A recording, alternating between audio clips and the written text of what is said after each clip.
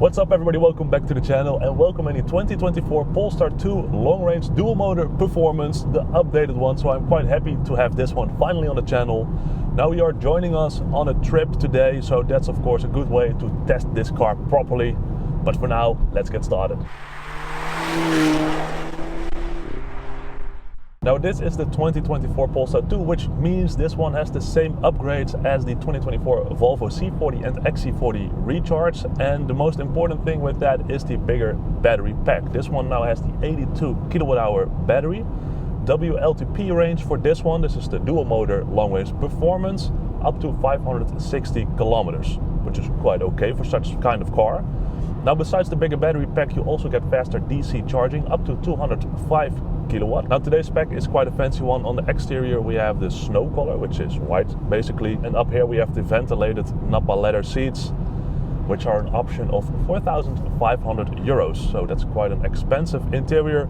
It is kind of nice, I guess, quite bright and light. So I'm not sure if I would opt for this interior, but overall it's quite a fancy one. Now also pretty funny, the Polestar 2 and the Volvo C40 and XC40 share a lot of things. Not only the CMA platform, the compact modular architecture, but also, well, some equipment things here and there. So for example, the steering wheel I recognize a lot from Volvo, but also these small knobs over here for the ventilation, for example, the buttons for the infotainment.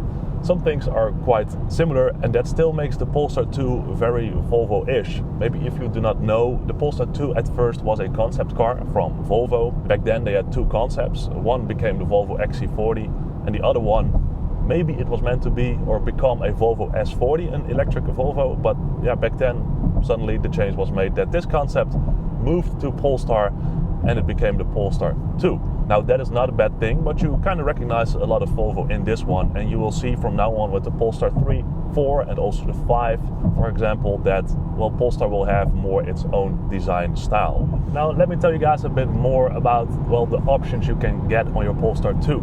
Because, well, it's a bit easier than, for example, with a Volvo. So on this Polestar 2, this one, for example, you have the Plus pack, the Pilot pack and the Performance pack.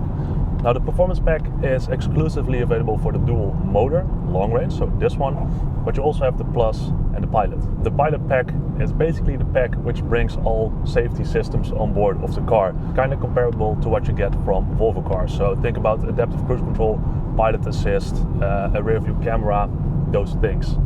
Then the Plus pack is more or less the Ultra or Ultimate pack from Volvo. So for example, you get the Harman Kardon sound system and also this nice sunroof, but also a small Polestar emblem in it. Pretty cool. Now good to mention here is that, for example, currently in the Netherlands, until March 31st, 2024, you get the Pilot pack for free on your Polestar 2 order. So perhaps if you are looking into the Polestar 2, that is an interesting thing to keep in mind. And I guess they have similar kind of actions or discounts in other countries as well. Of course, make sure to check with your own Polestar dealership or sales company. Now then a bit more about the Performance pack, which is on this one. Basically that tunes your Polestar 2 a little bit.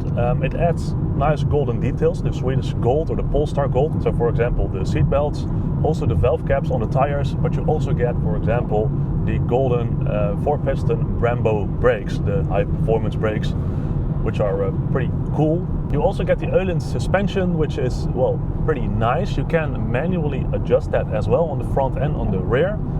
Then again, for the rear it's quite complicated to get there. But good news, with your Polestar Performance pack you get one free adjustment at the Polestar workshop. So if you want to try it out or change it a bit, then you can do that once for free and perhaps have a good look, so next time you can do it yourself. And then maybe the best part about the Performance pack is that you also get the software upgrade. So this one goes from 400-ish horsepower to 476, 740 newton meters of torque, which just is insanely quick.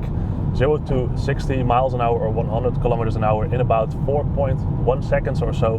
It is really quick, and also pretty cool. With one of the recent over-the-air updates, Polestar Performance cars got this performance app also on the center display over here. So then, for example, you can see your time from 0 to 100 kilometers and also the G-forces and those things, which is pretty cool and also kind of adds to that Polestar performance experience. Now, as for driving and seating position, seating is quite okay. This is better than, for example, in the EX30 for me. I'm 2 meters 8, 6'10", about that. So of course I'm pretty tall. Also for the Polestar 2. So The chair is kind of okay. It's similar to the C40 and XC40 chair. Also extendable for your legs, so a bit more support over there.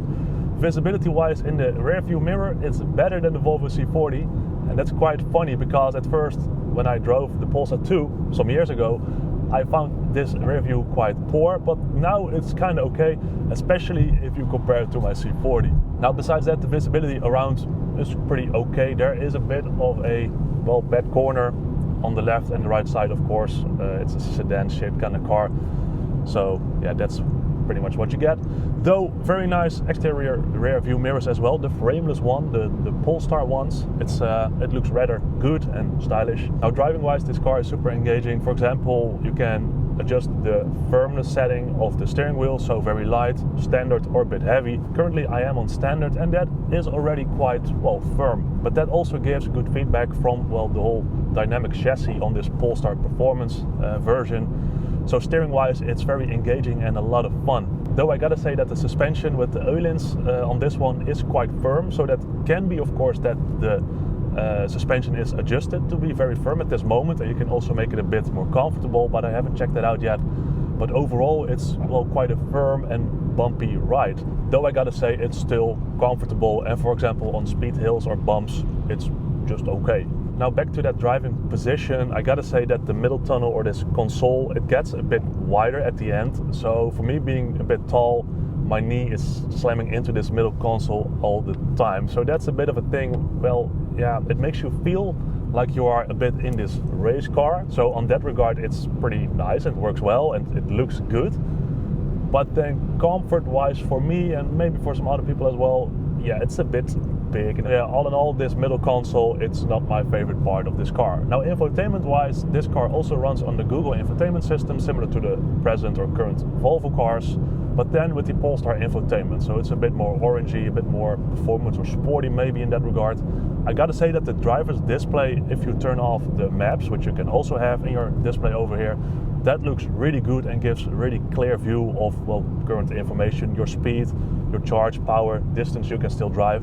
That just looks very clean and very nice. As for the infotainment system, just 4 tiles, kind of similar to what Volvo has, and very intuitive as well. I gotta say that we had some issues to find the settings button. Eventually you will find it and then you will know it, but at first I think we were like searching for 2 minutes, like where is it? So yeah, you kind of need to get used, of course, to those things. But all in all, the system also gets the over-the-air updates, which, well, basically means that your car is always up to date. Recently we got update 2.13.1, so that also kind of indicates how many updates you get on these cars.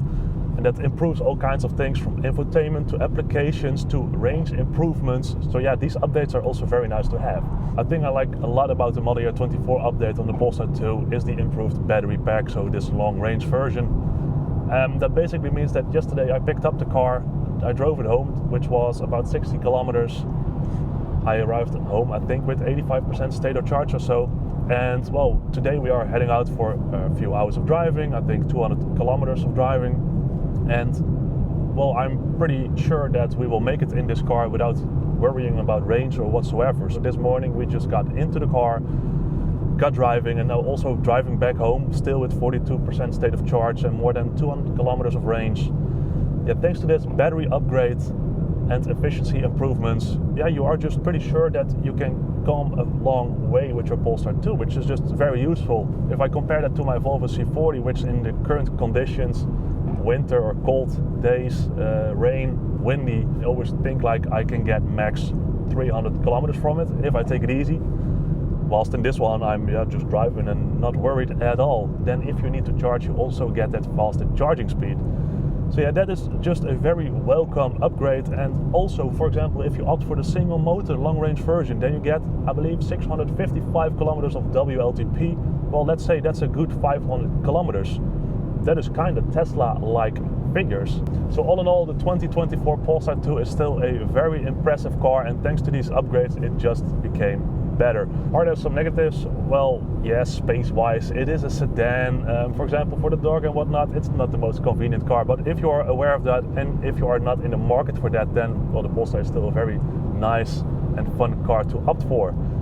Surely efficient, surely a lot of driving fun, engaging, powerful. Yeah, it's just a very good package. For me, with my length, being so tall, yeah, maybe the Polestar 2 is not the best fit, but I would surely like to own one, especially this one with the performance pack and whatnot. Just very good. So that being said, guys, thanks a lot for watching. If you enjoyed the video, please give it a like and also subscribe to the channel. Let me know what you think of the Polestar 2 and this update. Is it still a valid car for 2023 and next year, or would you opt for the new Tesla with all the improvements and whatnot? So yeah, let me know. Thanks again, and of course I see you next week in a brand new video. Bye bye.